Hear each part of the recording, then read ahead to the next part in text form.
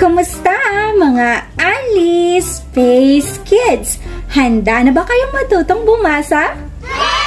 Kung ganon, simulan na natin ang ating unang aralin. Ang letrang M na may tunog na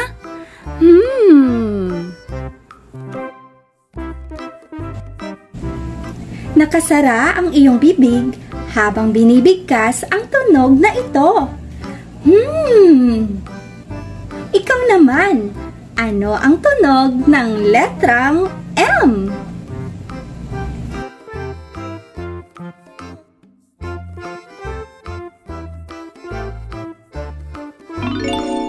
Mahusay. Ito rin ang lagi mong sinasabi kapag may masarap na ulam na luto si nanay.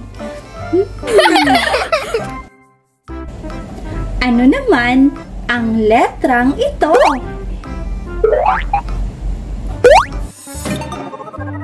Tama! Letrang S. Ang letrang S ay may tunog na ang iyong mga labi ay mistulang nakangiti habang sinasambit ang tunog na ito. Ikaw naman, sabihin ang tunog ng letrang S.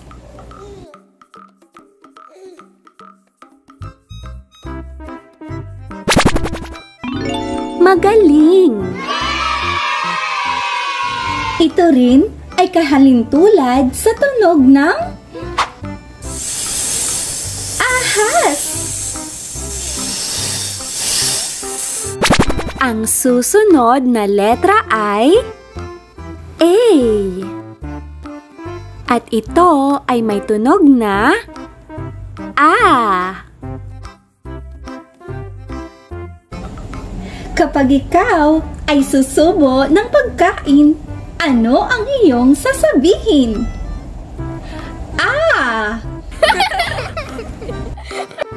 Sabihin ang tunog ng letrang A.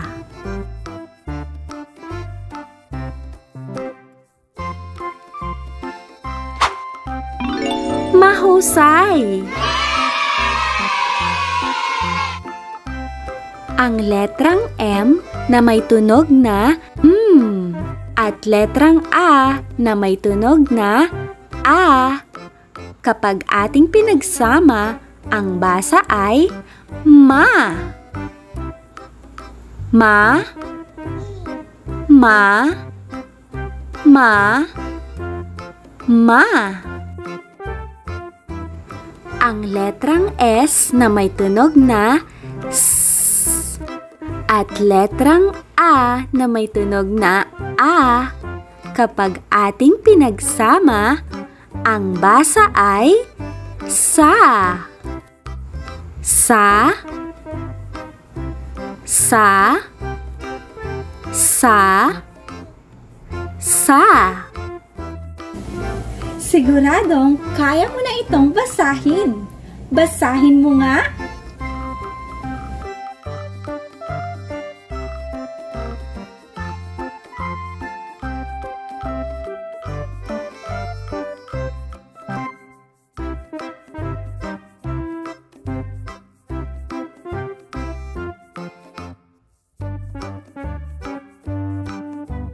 Mahusay! Samahan niyo akong basahin ang mga sumusunod. A. A. A. Ma. Asa.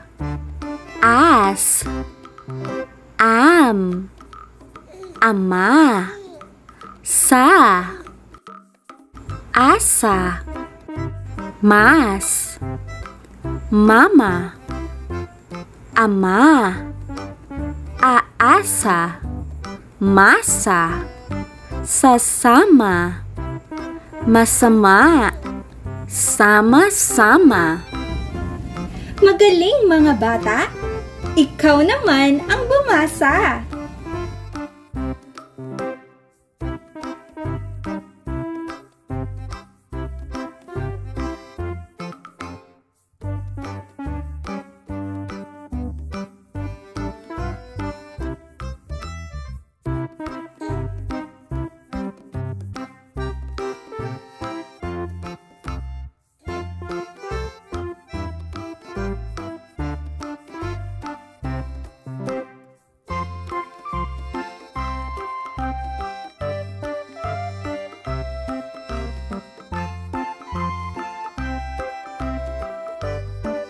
Mahusay!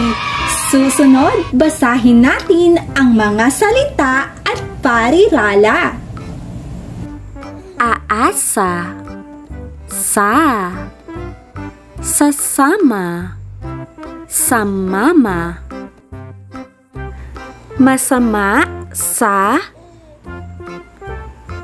samasa, sasama,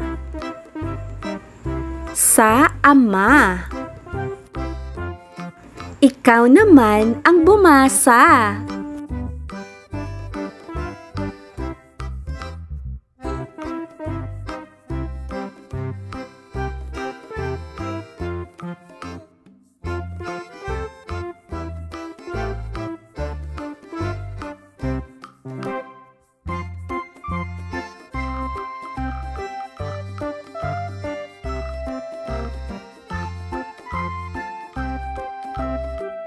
Mahusay!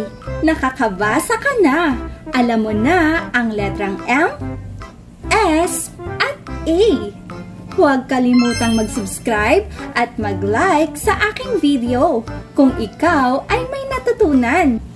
At abangan ang iba pa nating aralin na siguradong makatutulong sa iyo upang masabi mo sa iyong sarili na nakababasa na ako. Dito lang yan sa Anlis Space